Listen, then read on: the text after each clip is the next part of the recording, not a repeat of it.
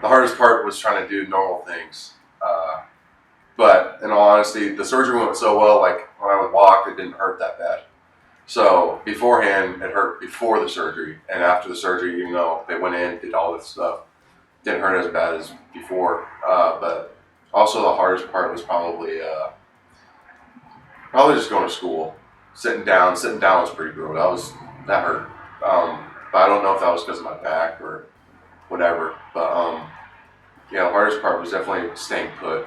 You know, not doing anything, sitting in your room because I was a month on my bed or something like that. But I mean, yeah, that was the hardest part, just not doing anything. So.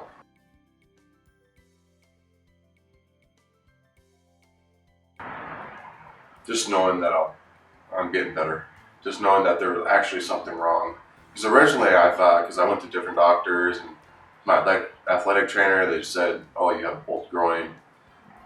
The best part was knowing that I had something in my hip that was wrong, instead of me just thinking like, "Oh, there's something wrong," and everyone thinking, "Oh, you're just making it up," type thing. But the best part, I don't know, the staff, everyone that helped out, like, I don't know, they provided everything for me that I needed. I was scared at the beginning, but I mean, as soon as I woke up, it was fine. Everyone was there for me, so I mean, it was fun.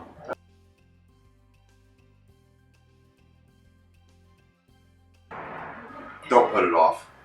If you're hurting, come to Dr. Jamali. The staff, they're great. Loved it.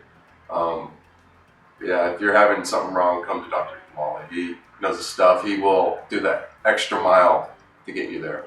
So it's been great, and thanks for having me.